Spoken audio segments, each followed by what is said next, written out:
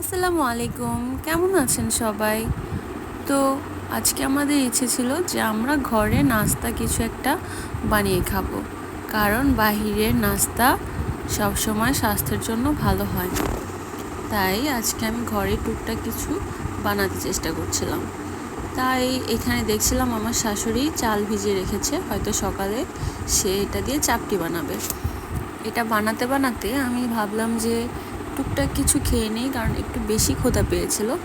তাই আমি দিনকে বলছিলাম, মানে আমার হাজব্যান্ডকে বলছিলাম যে নিচ থেকে একটু ফুচকা নাও, একটা ফুচকালা মামা এসেছে, একটু ফুচকা নিয়ে দাও, আমি একটু খাবো। আর ও বললো ঠিক আছে। তারপর আমি কাজের ফাঁকে ও কিছু ফুচকা এনে দিল আমাকে, আমি এই তো একটু একটু করে খাচ্ছিলাম আর আমার কাজও করছিলাম। তারপর যেটা করি, ফুচকা খাওয়া শেষে আমি শুরু করে দিই নাস্তার প্রসেসিং। এই তো আমি চুলায় দিয়ে দিয়েছি পেঁয়াজ, রসুন আর কিছুটা কাঁচামরিচ, সেগুলো আমি একটু ভেজে নিচ্ছিলাম। ভাজা হলে তার মধ্যে আমি দিয়ে দিলাম ডিম। এটা অপশনাল, নিজে ইচ্ছে হলো তাই দিলাম, না দিলেও হতো। তারপর দিয়ে দিলাম কিছু কুচি করা গরুর গোস্ত। এটা দিয়ে আমি ভালোভাবে নেড়ে চেড়ে, আমার কাছে একটা নুডলসের মশলা ছিল সেটাই দিয়ে দিলাম, এটা না দিলেও হতো। তারপর একটু সস দিয়ে এই তো আমি নামিয়ে এটাকে সাইডে রেখে দিলাম। আর হ্যাঁ, এখানে আমি একটু আলুও দিয়েছিলাম ম্যাশ করে, সেটা আমি ভিডিও ক্লিপ নিতে ভুলে গিয়েছি। তারপর যে আটার ডোটা ছিল সেটাকে আমি এরকম গোল গোল করে এটাকে আমি এখন বেলে নিব, কারণ আমি বানাতে চাচ্ছিলাম মোগলাই টাইপ কিছু, কিন্তু এটা মোগলাই হবে না, কারণ মোগলাই ডিমের হয়, কিন্তু এখানে ডিম ছাড়াই আমি এটা বানিয়ে নিচ্ছি। তারপরে এই তো আমার বেলা হয়ে যায় এবং এটাকে আমি কোনো রকম করে দিয়ে আমি চারপাশ দিয়ে এটাকে ঢেকে দিচ্ছি, কারণ আমি এটা মোগলাইয়ের মতো করে ভাজবো। তারপর আমি আমার কড়াইতে প্যানে আমি তেল বসিয়ে দিই, আর আরহাম এখানে এসে একটু একটু দুষ্টুমি করছিলাম, আমি মানা করছিলাম, কিন্তু ও বলছে দা আমি এটাকে বেলবো, কিন্তু ও বেলতে গেলে এখন নষ্ট হয়ে যাবে। তা আমি ভাবলাম যে তোমাকে একটু আটা লাগিয়ে দিই, সবাই ভাববে তুমিই বেলেছ। আরও হাসছিল। তারপর দিন এসে বললো কেন ওকে লাগালে, এই দুষ্টামি করছিলাম। তারপর আমি তেলটা যখন গরম হয় এটা তেলে দিয়ে দিই, আর এই তো এটা ফ্রাই হতে থাকে। তখন আমি মিডিয়াম লোতে এটা ভাজছিলাম। আর এই তো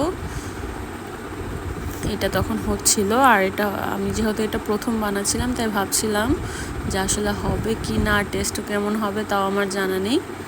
তাই আমি কিছু না ভেবে আবার আমি পরেরগুলো বানাতে শুরু করি। আর এটা যখন অনেকটা হয়ে আসে ব্রাউন কালারের, তো পিছন দিয়ে না একটু ছুটে যায়। আমি আসলে বুঝতে পারিনি যে এটা এরকম হবে, তাহলে আমি আরও ভালোভাবে ঢেকে দিতাম। পরে ওটা নামিয়ে রেখে আমি আরেকটা দিয়ে দিই, এবং এটা যখন এসে আমার শাশুড়ি কাটতে থাকে দেখলাম যে মোটামুটি ভালোই ক্রিস্পি হয়েছে উপরেরটা, আর ভিতরে মাংসের পুরগুলো ছিল। আর আমি দেখাতে যাই, আমার হাত থেকে এটা পড়ে যায়। তারপর আমি যখন সেকেন্ডটা ভাজছিলাম তখন আমি ভাবলাম যে এটা আমিই কাটবো, আর দেখবো যে আসলে ভিতরে মানে কতটা ক্রিস্পি হয়েছে বোঝা যাবে আসলে হয়েছে কি না। তারপর এটা আমি ভালোভাবে নেড়ে চেড়ে ভেজে নেই। আর মাঝে মাঝে এরকম ঘরোয়া নাস্তা বানাতে আমার খুবই ভালো লাগে, কারণ সব সময় বাহিরের খাবার খেতে খেতে একঘেয়েমি চলে আসে। তারপর আমি মাঝে মধ্যে এরকম নানা পদ্ধতি নতুন নতুন, আমার কাছে নতুন, হয়তো এরকম অনেকেই বানায়, কিন্তু আমি যেটা প্রথম বানাই সেটা তো আমার কাছে নতুনই হবে। তো আমি এটা বানিয়ে নেই।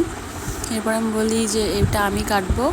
তারপর আমি এভাবে করে কেটে নেই, আর দেখছিলাম যে কেমন হয়েছে, আর আবার একটু ছোট করে কেটে নিই যেন খেতে সুবিধা হয়। তারপর সবাই যখন খেয়েছে সবাই বলেছে যে খুবই ভালো লেগেছে তাদের। পরে ভাবলাম যে একটা তো গেল, তো এখন আমি ছোট ছোট কিছু পুরি বানিয়ে নিই সেই সেম পুরটা দিয়ে। পুরি বানানোর পরে চা দিয়ে আমাদের নাস্তার পর্বটা শেষ করি। এই তো, সবাই ভালো থাকবেন, আল্লাহ হাফেজ।